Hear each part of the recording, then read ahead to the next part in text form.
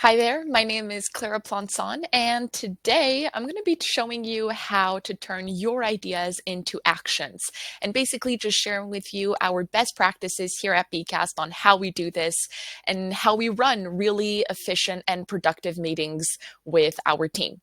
So I'm looking forward to doing this webinar with you. It's going to be a bit different from the format that we usually do, which is about 30 to 45 minutes. Today, it's going to be about a 1 hour webinar.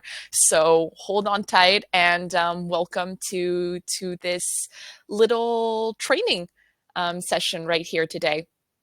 All right, so if anyone has questions along the way, feel free to ask them. I'll be available in the Livestorm chat, so just looking out all the time. If anyone's asking any questions, feel free. That's what I'm here for as well. And you know what? We're going to dive right in with this first slide where I just kind of want to talk more about meetings, productive meetings, what are they, and a specific term that I found was really interesting while I was creating this webinar today. And I couldn't help but look at lean management and what exactly is lean. So this is a term that exists since the 90s and was born in the Toyota factories. And lean, when we talk about lean, we hear it a lot when it comes to lean startups, lean management. And what it is it's simply about considering the world of work, so our professional environment, as one of two things. It's either value added or lack of value added. And so it's basically just a methodology that comes to ensure that each part of a process has its place and it will come to add value. So you're going to hear me talking a lot about adding value when it comes to this webinar.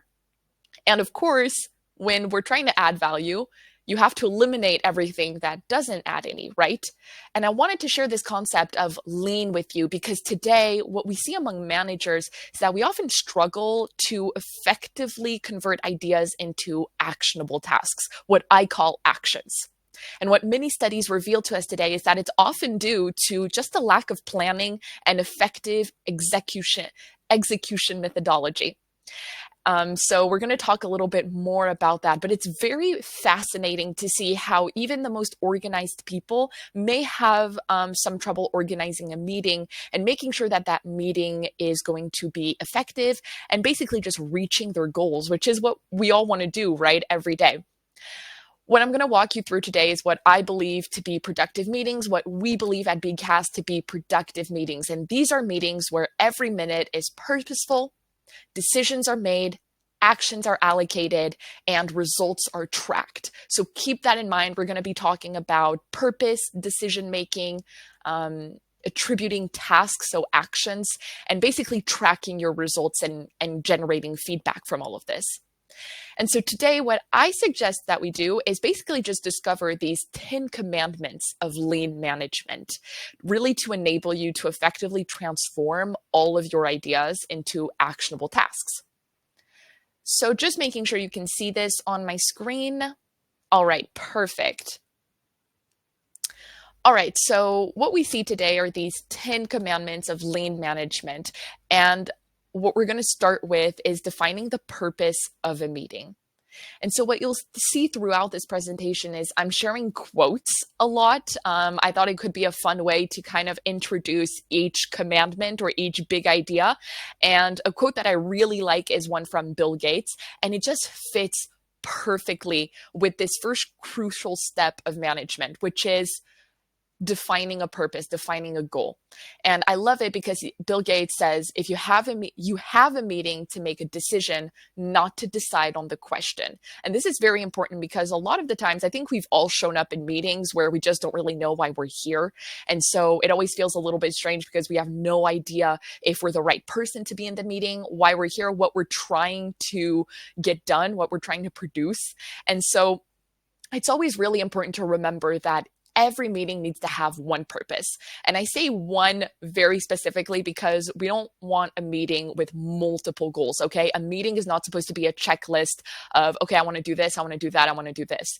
No, a meeting is supposed to answer one specific goal in order for this meeting to be short, concise, to the point, and effective.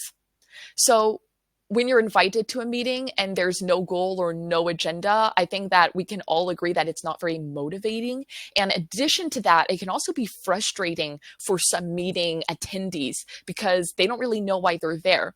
And I think we all have that colleague that now just always declines a meeting when there's no goal. I know that at Beekast and in other companies that I've worked in, you're always tempted to just see a meeting invite and say, okay, well, I don't really know what this is, so I'm not going to prioritize that because it just doesn't seem clear to me.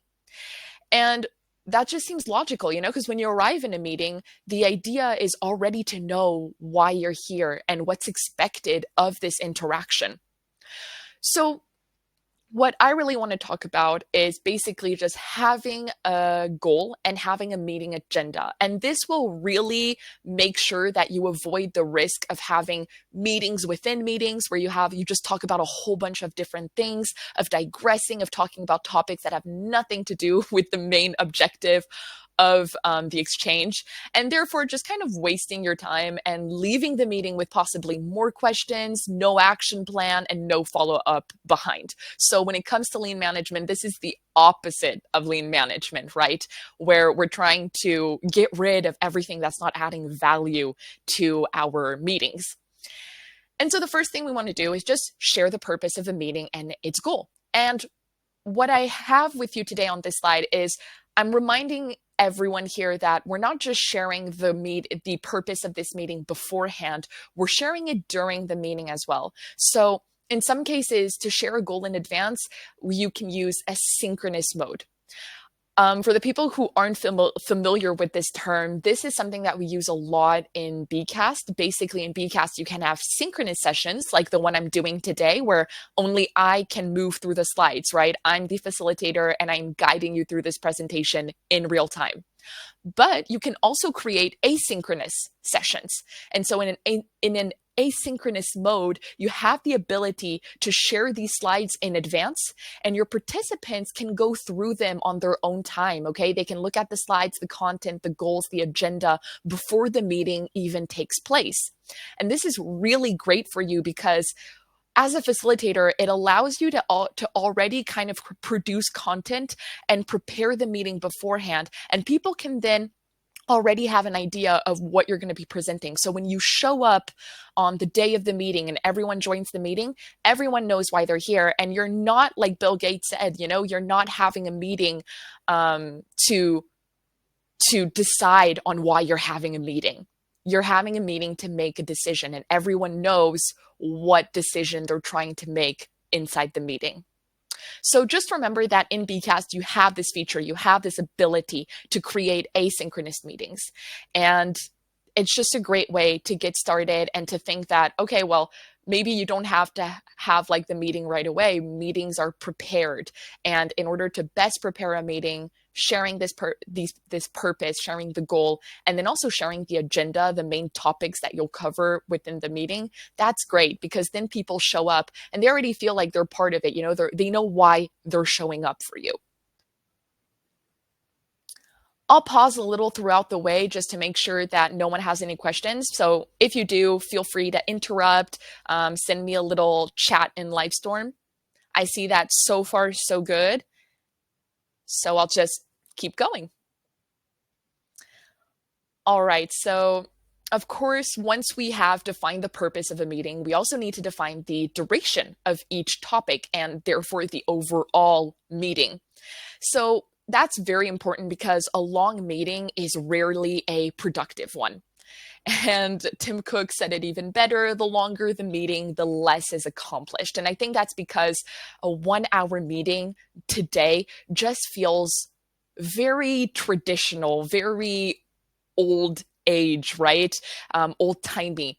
It feels like maybe we're just here to talk and talk and talk. And meetings that need to last 1 hour because there's a very long meeting agenda and you have discussed the topics and everyone is aligned on the goals, that's fine. But we have all had that meeting that was supposed to last maybe 30 minutes and ended up lasting an hour. And today, that's what we're trying to really get rid of in order to have those meetings where we respect everybody's time. And that's important as well as a manager. And even when you're just an employee and you're doing like lean management or even just like a lean methodology, is whether you're the everyday employee that manages a small team or that maybe is part of a small team, or whether you're a manager with over 60 people that you're managing, it's important to respect everybody's time. And so what's good about Beekast is that you have this opportunity to add time settings within your presentation. And I'm going to show you in just a minute how that works. So first of all, let's remember that we try to avoid meetings that are too long. But in addition to this, when we add activities within a meeting, like for example, a brainstorming session, we have to add a time setting, like a stopwatch or a timer, either to be able to kind of evaluate the total duration of the activity. So it's nice to have that little stopwatch at hand, because then you can just launch your activity and everyone's starting the brainstorming. They're starting to kind of generate ideas and share things and interact with each other, which is great because collaboration within a meeting is so important. But you want to make sure that because you're respecting everybody's time, the brainstorming session doesn't just become a 1 hour meeting, especially since I think we can all agree that when it comes to brainstorming and generating ideas, meetings, we don't do this on a long period of time. What studies have shown is that we actually generate more ideas in a very short amount of time than on a very large amount of time. When you let people generate ideas for an hour, those last 45 minutes, I can assure you, will be ideas maybe going deeper, diving deeper into specific ideas, but people don't have 1 hour of new ideas coming out of their minds, of their brains. So let's keep this short. We're doing a brainstorming session and we want to keep an eye on the time. And so in Beekast, you actually have a great way of doing this. And I'm going to share with you my owner, my facilitator kind of presentation space. So as you can see here, we are back in the Beekast kind of builder. So this is where I can add slides. I can share resources with you. I have access to all of my features right here in the right column. And what I can do is basically when I'm creating an activity, as you can see here, I've already kind of created for us a little brainstorming session. So this is a board activity. And inside your board activity, we are going to be brainstorming on the company's upcoming seminar.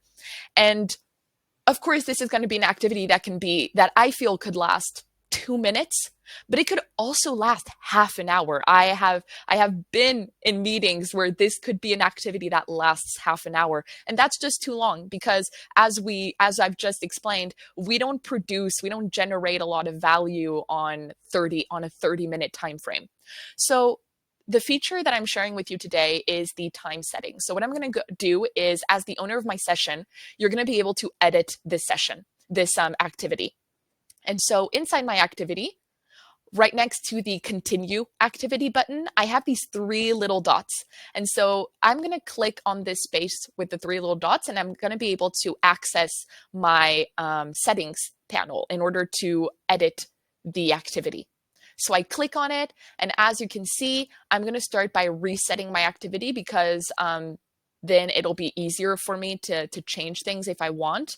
So I'm going to go ahead and do that in order to change all the settings. Perfect.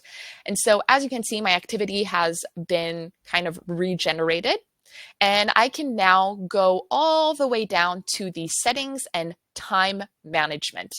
So all of our Beekast activities have the time management settings. So here I'm doing it with a board activity, but you could do it with basically all of our activities when it comes to brainstorming, asking people for feedback. These are usually activities where you're going to want to time people in order to make sure that everyone is respecting the time left in the meeting, in the training session, in the event, whatever you're hosting or creating. So in my time management settings, I can either decide that there's no time management whatsoever, Or I can add a stopwatch or a timer. If I add the stopwatch, it's simply going to launch a little clock starting from 0 and just kind of counting the seconds and minutes spent on an activity, which is a great way to kind of keep track of the time that you're spending on a specific activity. But what I encourage you to do is set a timer. So this may sound a little bit more extreme because a timer is actually going to close the activity after a certain amount of time. So I'm going to give people a minute to answer this, to give me as many ideas as they want in this board. Or I can give them 20 seconds, which is very short. I recommend around a minute to 5 minutes. And you'll see that 5 minutes is already actually very long when you're doing a meeting and a brainstorming session. So let's say I give everyone 2 minutes to share all of their ideas. I'll go ahead and save my settings. And then when I start the activity, you can see that a little timer goes off the second I launch my activity and I open it to my participants. Now, don't panic. If you start your activity and someone says, oh, actually, I have a question, you don't have to stop the activity. You can pause the timer. So to do this, just click on that little arrow right here and pause the timer in order to let people ask questions or kind of give everyone a head start.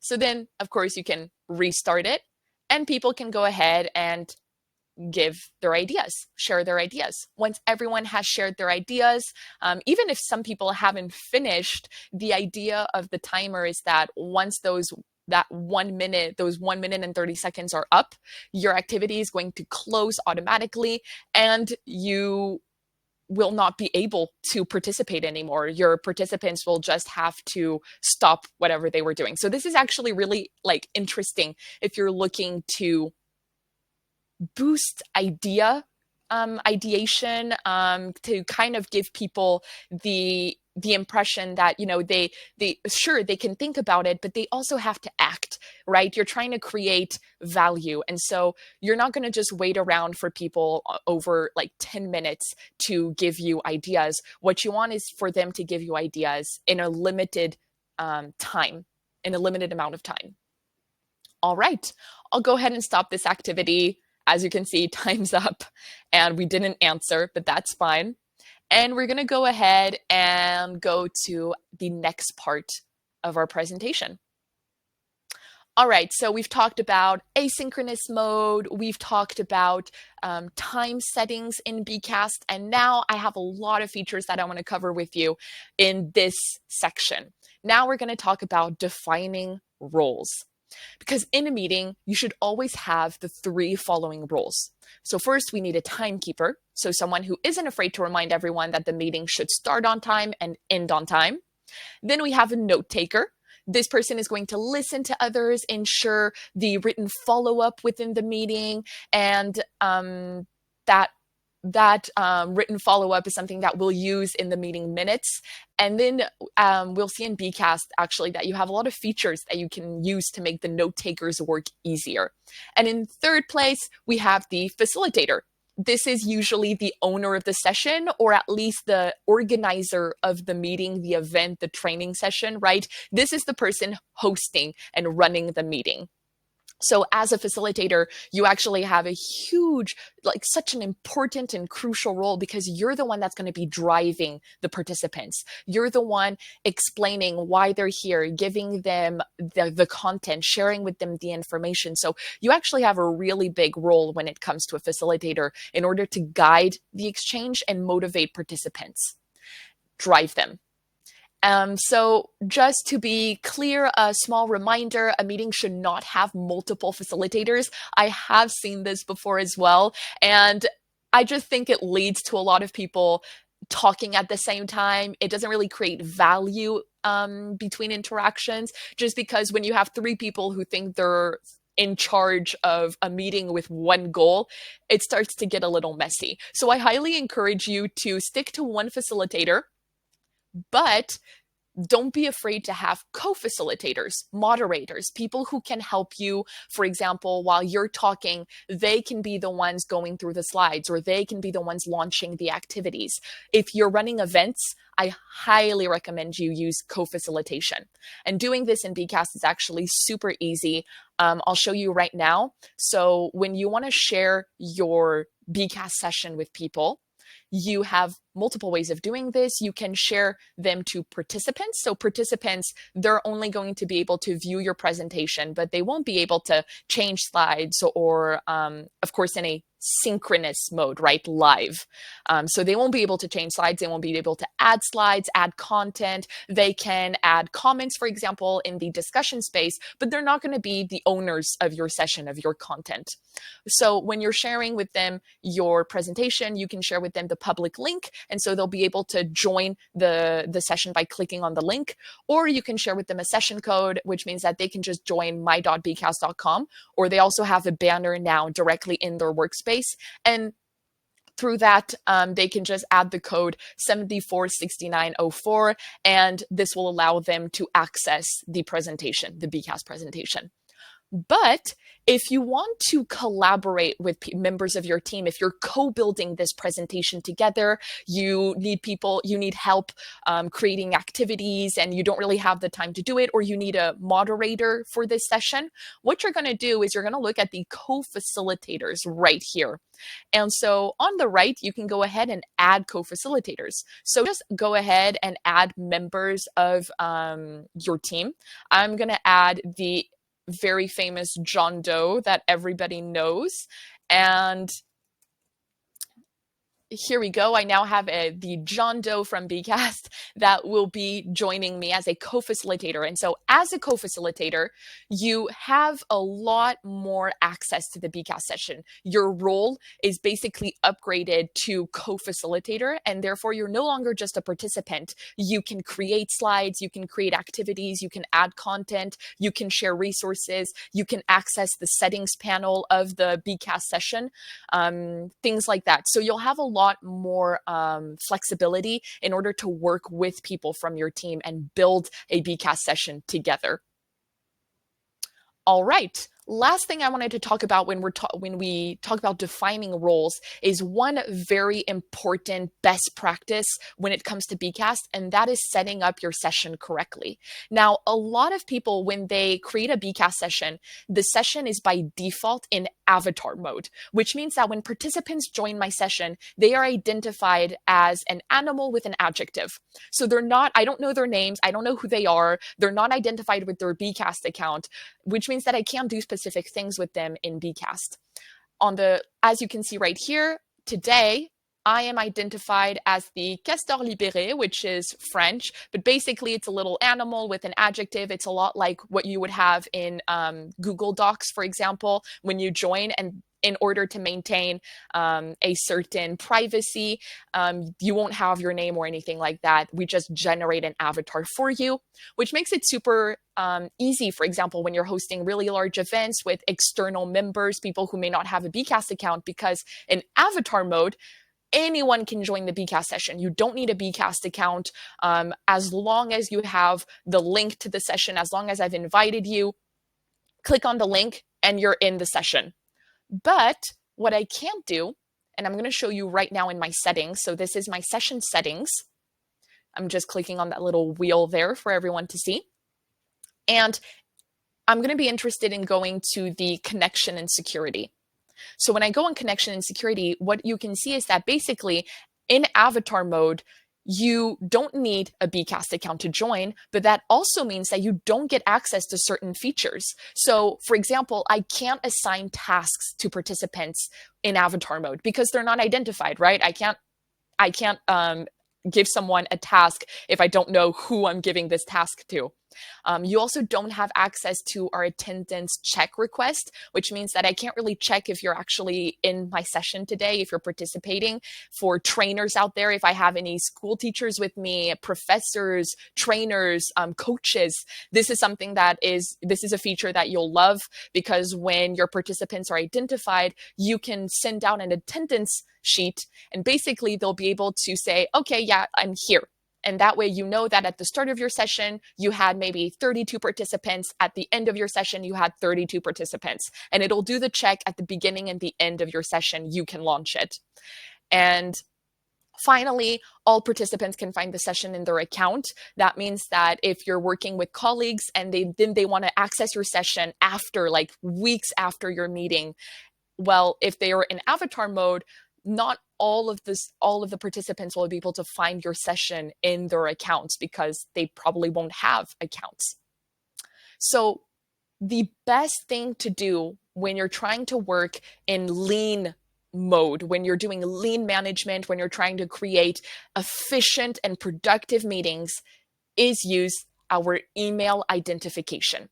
With email identification, as you can see, you do need a mandatory Beekast account. So you need to have a Beekast account to be able to be identified with your email. But in a team where everyone has their Beekast account, I can then go ahead and assign actions, decisions. It makes my meetings so much more productive and easier to manage. So we'll see this a lot more in the upcoming slides because I talk about this a lot. But just so everyone has this in mind, this email mode is the first thing you need to check off your list when you're creating a meeting in Beekast. Make sure that your participants are identified. Of course, if you're working with people, for example, in events or trainings where people don't have a Beekast account, I recommend you use avatar mode or username. Username is basically exactly like an avatar mode. You don't need to have a mandatory Beekast account, but people will be able to write their name when they enter your session. So instead of us giving them an avatar, they'll be able to say, well, I'm Clara today. But once again, because this is not linked to their Beekast account, to their email, we don't actually know who these people are. I could write, I'm John, and no one would know that I'm actually Clara, for example. All right, I hope this is clear. If it's not, make sure to send me a message. I'll be happy to explain it in another way just to make sure that everyone understands. All right, so we are therefore in avatar mode. I'm actually going to switch to email mode so you guys can see what this looks like afterwards. All right, so I've saved this. I am now, as you can see, I have lost my little avatar and I am now identified as Clara.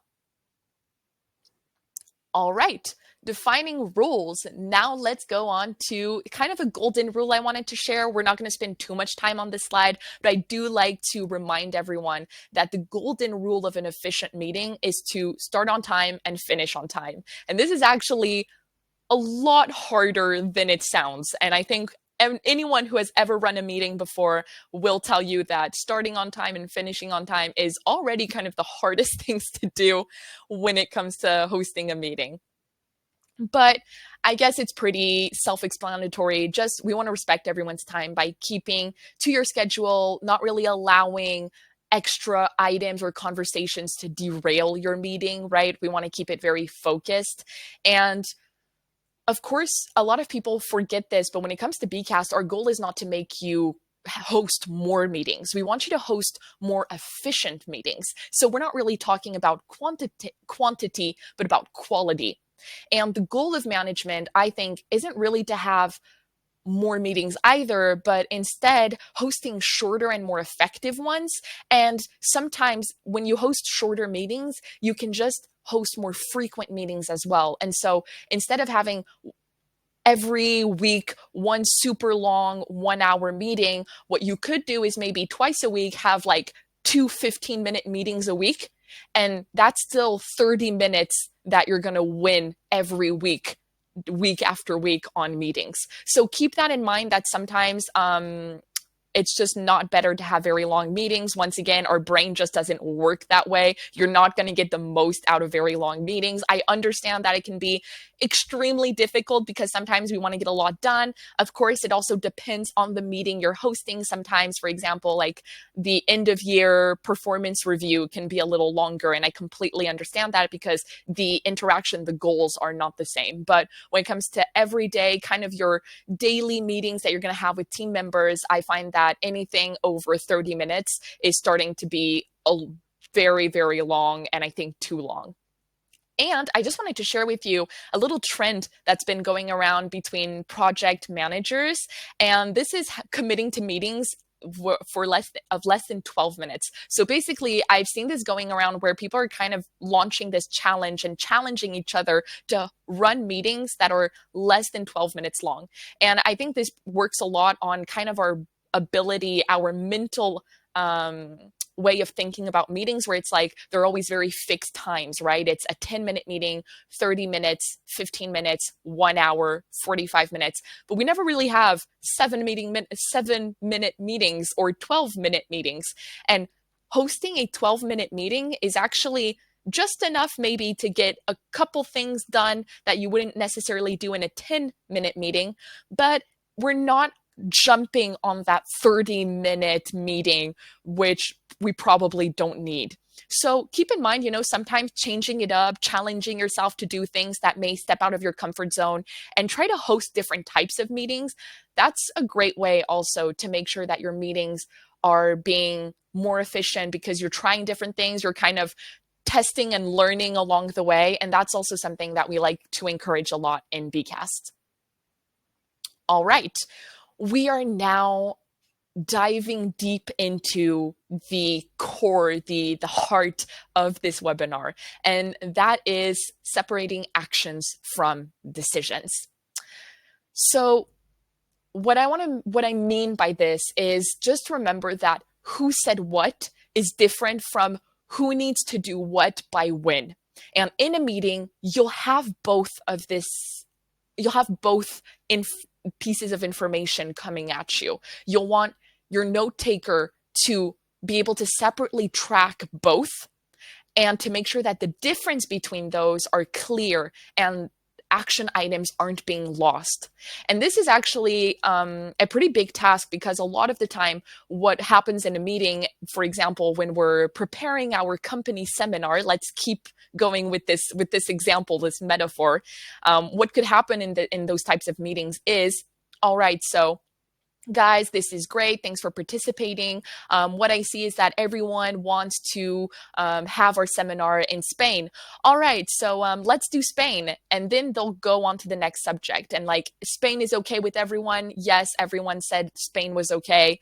So that's great, because you've just made a decision, but now you need to make sure that that decision is written down somewhere, that it will appear in your meeting minutes, in your reports, and that everyone knows that the company seminar will be hosted in Spain. And secondly, what happens next, right? You need to ask yourself this question, because a lot of the time we make decisions, or we say, okay, well, like, we need to do this. Great, we need to do this, but who's doing it?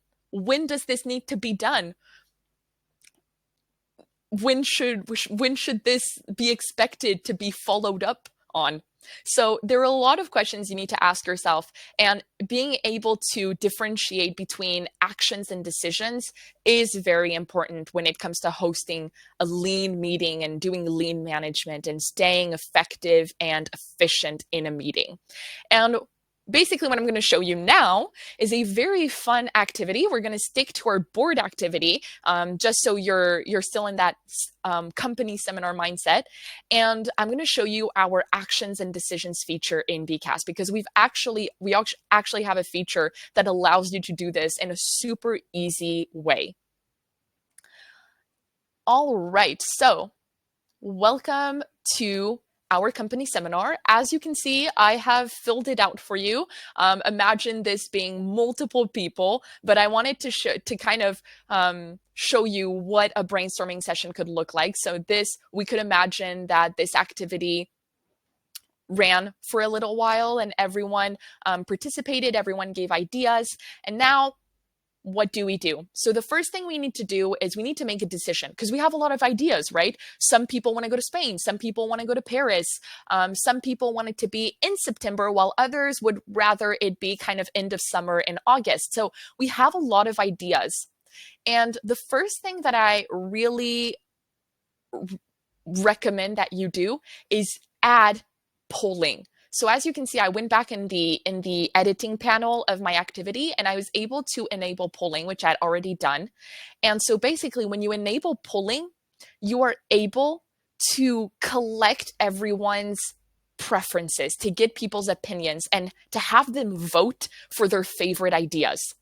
So what I'm going to do here is I'm going to start the vote. So this is if I was a participant and now I'm being asked, okay, there are all these great ideas. What do you want? And so let's say that for where, okay, well, I want to vote for Paris.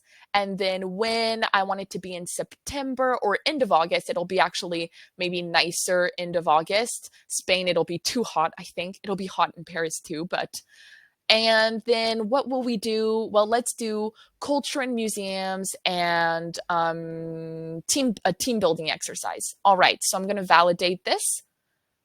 And as you can see, as the facilitator, I know that 4 likes were distributed. So this is also a way for you as the owner of the session, the facilitator, to know, okay, there were 4 votes, people are voting, this needs to go up because maybe we're 5 of us are in the meeting, so I need to at least know that 5 people voted, right?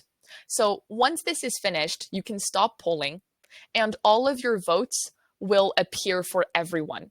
Of course, this can be anonymous if you need it to be, but here we're in a meeting. I don't really mind that people know what I voted for, but it could be anonymous if you wanted it to be. We have the feature that allows you to do that in Beekast. Not to digress, let's keep going with this. So you could imagine that here multiple people voted. So perhaps Paris got 3 votes, Spain got 2, perhaps there were 4 votes for the cooking class, and so culture and team building only got 1 or 2 votes. This will allow you to, as a facilitator, really make decision making a lot easier and to kind of put democracy at work, because that's also really nice and it really engages people in your meeting. And Beekast is also about that. It's about helping you run more engaging meetings where people feel like they're a part of something. And this is just such a great way to make really efficient decisions in a really small amount of time, because what I just did is basically everyone gave me their ideas. Let's say that lasted 3 minutes. In 3 minutes, people gave me 50 ideas. And then in maybe 2 minutes, I told them, okay, I'm going to give you 2 minutes now to vote. So I let everyone share what their favorite ideas, what they want to do. And then I finished that poll, I closed it, and then I can have a quick recap of, okay, so what do people want? And if perhaps there will be 7 votes for Spain and only 1 for Paris. So that makes the decision making so much easier. We're all going to Spain, right?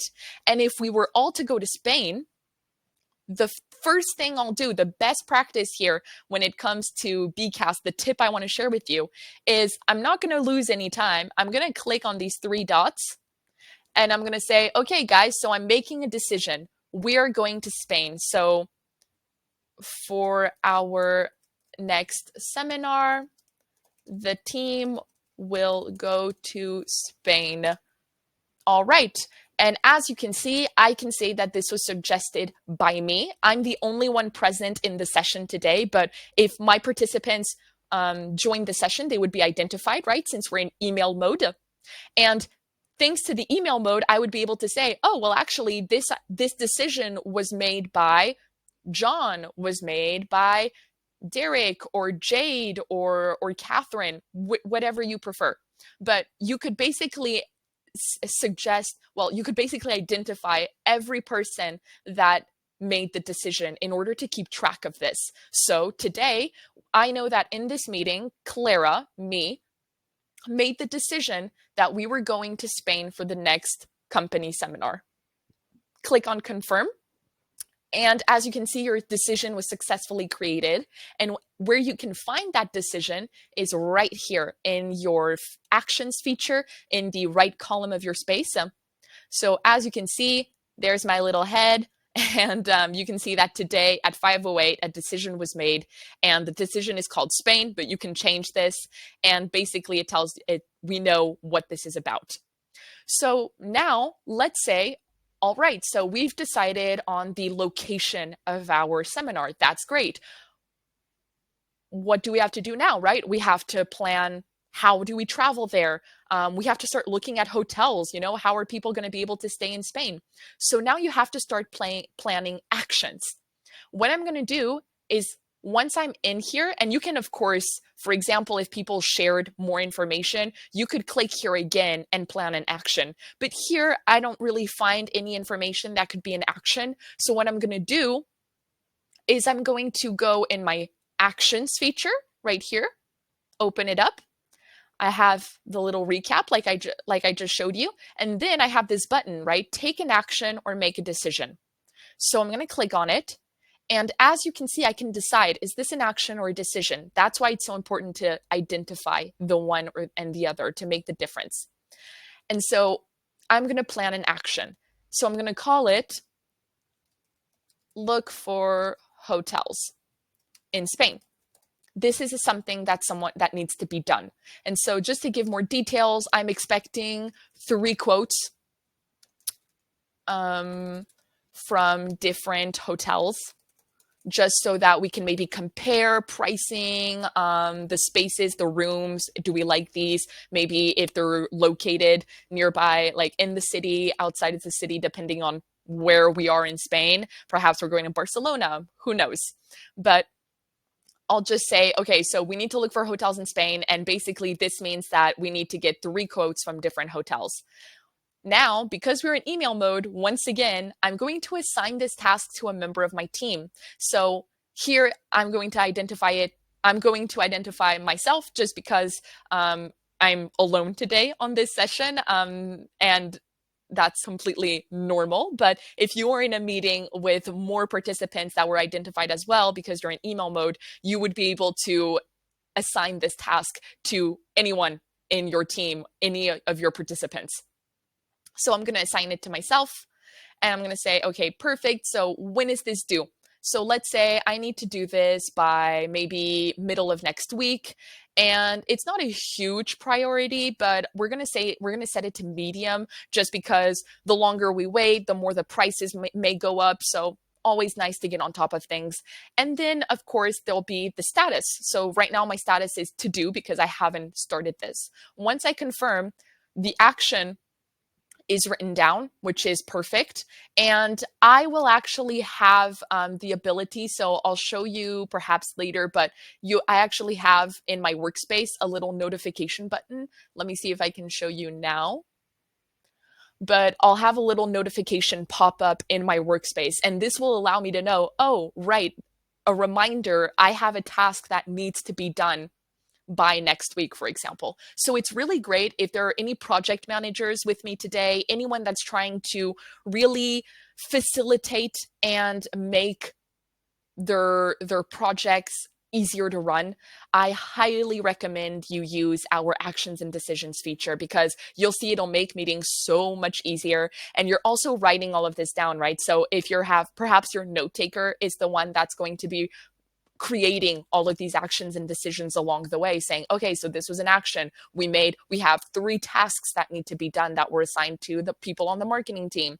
And at the end of the meeting, this is also information that you'll be able to export. So you'll be able to generate an action plan. You'll be able to generate automatically your meeting minutes, and all of these actions and decisions that were made and taken inside of the meeting during the meeting, those are things that you will find in your meeting minutes. So you won't have to write anything down. It's just a huge time saver, and we're adding value, right?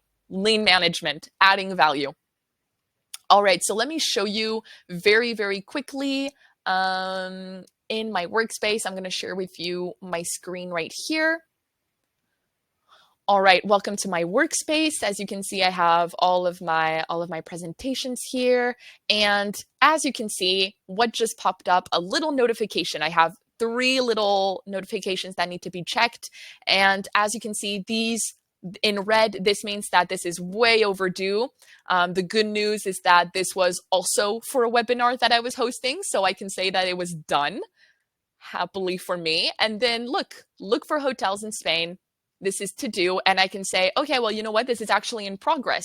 And that way, if anybody goes check the session, the Beekast session where this action was defined, then they'll be able to see like, oh, great, Clara's worked on this. Like, this is launched. This is good. I don't really have to worry about it. And I know where where the action was taken. So I can also have a little reminder like, when did we talk about this? Right, it was during this session, which is the one I'm currently sharing with you. All right, let's hop back to this page. And so, yeah, you now know how to create an action, create a decision, assign tasks. And if once you're done with all of this, sometimes we can have meetings where they're like, where 10 decisions were made, it was highly productive, or perhaps we have a whole action plan that was defined in a meeting. And so in order to share this with everyone, you can directly just do this live, where you can just send the action plan. And as you can see, my document with the entire action plan of what needs to be done and what was decided, I will find everything directly in my inbox, because Beekast will send it directly to me, the owner of the session, through my email address. All right, let's move on, shall we? So you've basically just seen the most important part of this webinar, which was our actions and decisions. And I hope that you really enjoyed this. I know that it's a feature that I love to use, and that we're really working on just to make it even better for you guys along the way. So keep an eye out. And now moving on, we are at the end of our meeting. So we have arrived. We generated some awesome brainstorming ideas. We worked really well together. Our team is happy. And so it's the end of the meeting, right? We want to close our computers, or we want to get out of that meeting room and go back to our lives.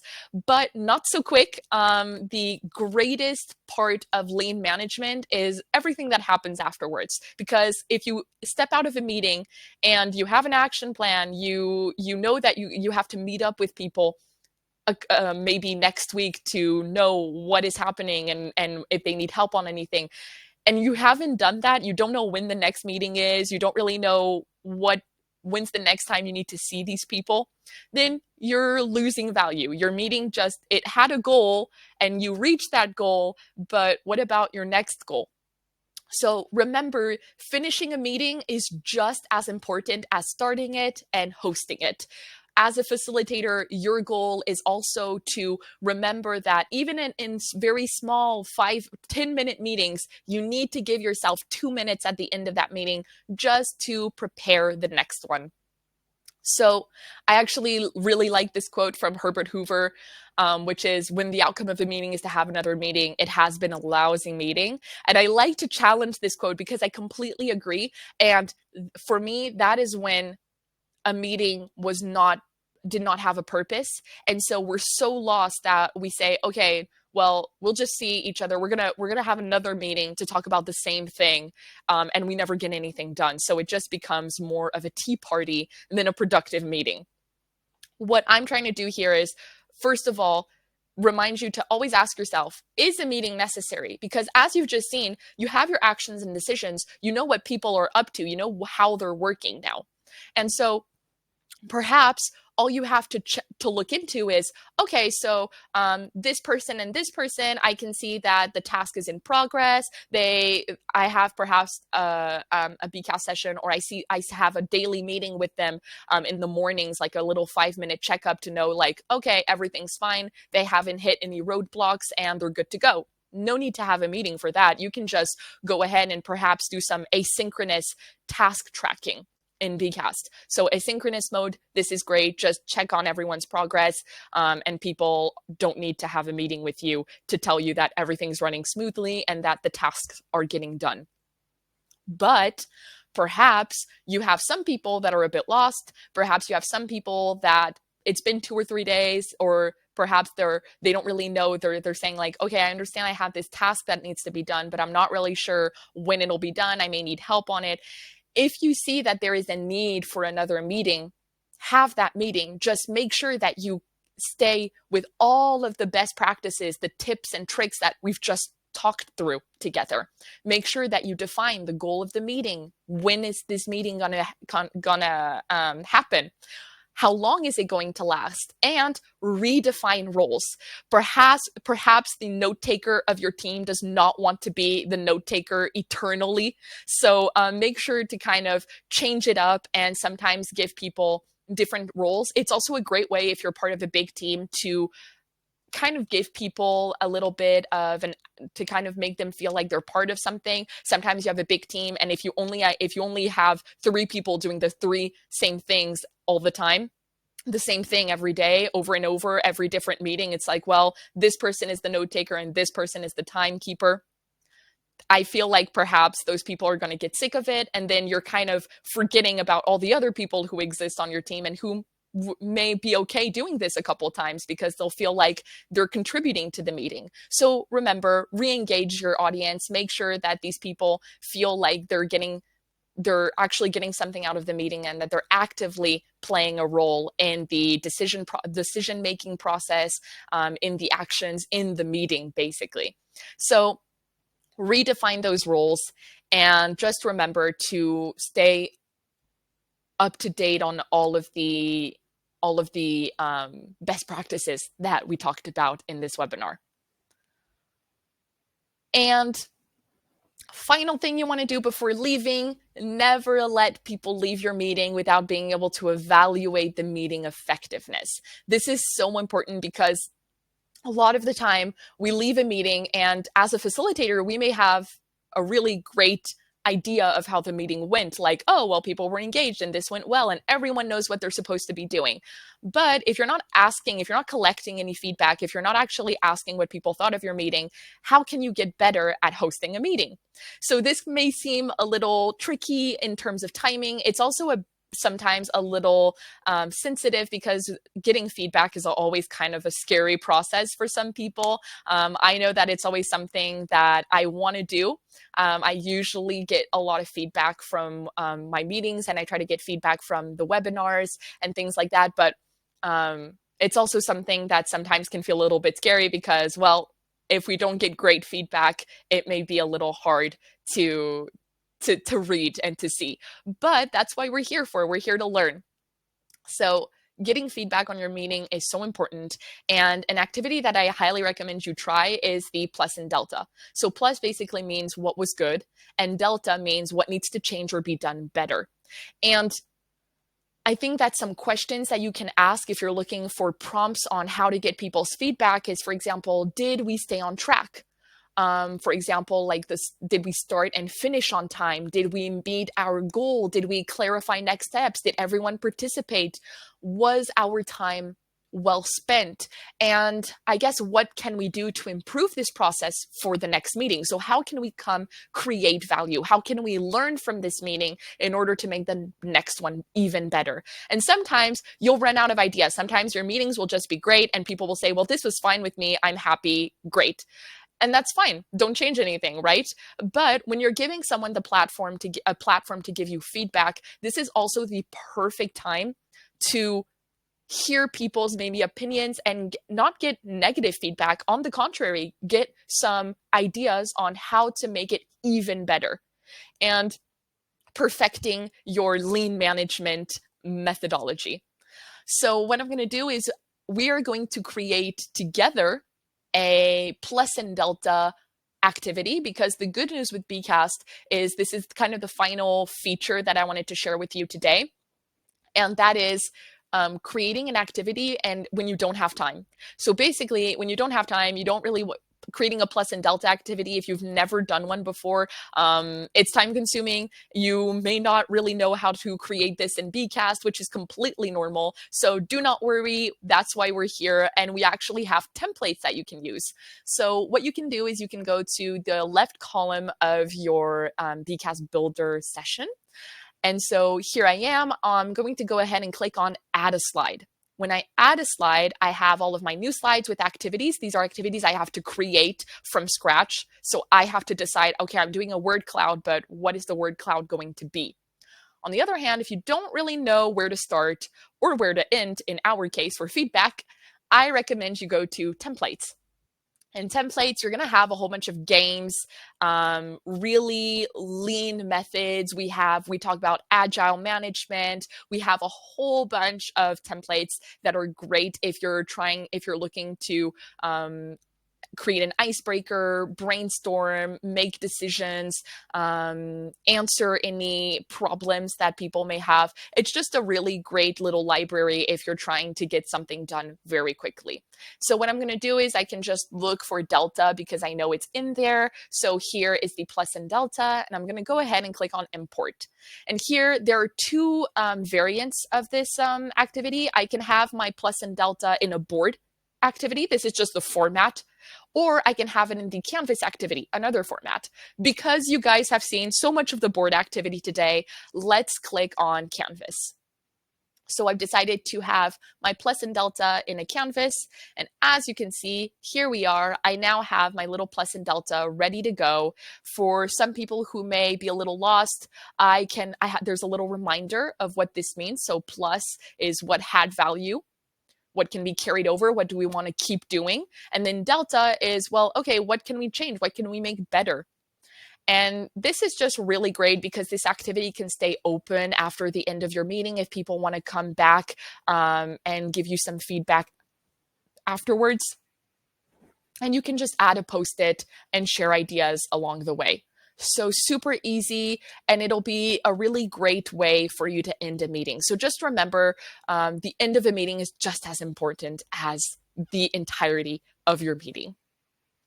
All right, going into the final part of this webinar. Thank you for being here once again. We are 55 minutes in, and I won't need more than 5 minutes to finish. So good time management. So now we are at the end of our meeting, and what we want to do is send the meeting notes immediately afterwards. Do not let meeting notes stay in your in your hands for over a day or things like that, because meeting notes are meant to be shared immediately after the meeting. And what's great with Beekast is you can do this immediately. So what I recommend is first you're going to download your meeting minutes. So to do this, you're going to go up here and click on results. When you access your results page, you can see that immediately you have different types of meeting reports that you can download.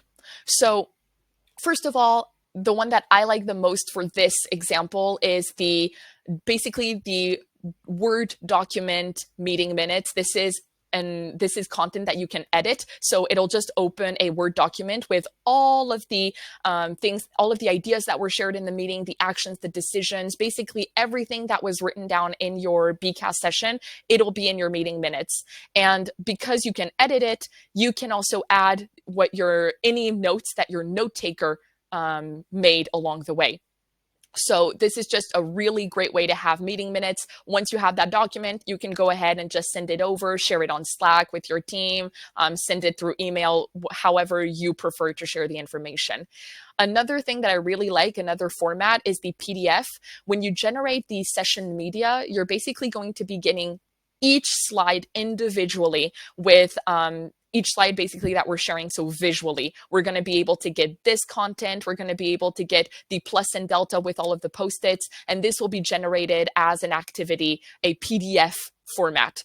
So this is also great if you're looking to generate a PDF and kind of share with someone that maybe wasn't in the meeting or someone that would like to see the deck and get access to your slides and your content. And then finally, if you want to have more of a statistical approach, if you're interested in data, if you want to know what people did in your activities, the engagement overall, and kind of dive into the Beekast statistics and data, you can go ahead and export results in Excel format, and then you'll be able to work through those numbers. So yeah, remember, download the meeting minutes, share them immediately afterwards, add the timekeeper's notes because that's what they're here for, and then share it with all of your participants. Don't just share it from one manager to another. Make sure that all of the participants have the meeting minutes because this is also about engaging them and making them feel like they get access to all this information and that they had a reason for being there. All right. So 2 minutes left. I think we're pretty good to go. I hope that you enjoyed this webinar. I didn't prepare any feedback for today because this is more of a kind of wrap up, and we don't have that much time, and I don't want to waste yours or anything like that. But what I'm going to do is just remind everyone here what we were trying to do, what we were trying to accomplish. And basically, when we talked about lean management and converting ideas into actions, into actionable tasks. This is something that a lot of managers face today, where they have a hard time aligning their team, defining clear goals, monitoring progress. With Beekast, with the features and the best practices I shared with you today, you can now ensure clarity. You can make sure that you're managing your time efficiently, and you can have concrete action points. So remember that everything that you want to do in Beekast when it comes to the features that I shared with you today, make sure you have the right plan that goes with these features. Some of these features are premium, so just make sure, check with your plan. And if you have any questions, check with your customer success manager or sales team. And if you do want to try any of these out, make sure to test them, give us your feedback, and you now have all of the tools you need in order to create highly effective meetings and turn all of your ideas into actions. All right, thank you everyone. That we have officially hit 1 hour. So thank you so much for being here today. Thank you for your presence and active listening. And I'll see you very soon for a whole new webinar. Thank you so much. Have an excellent day.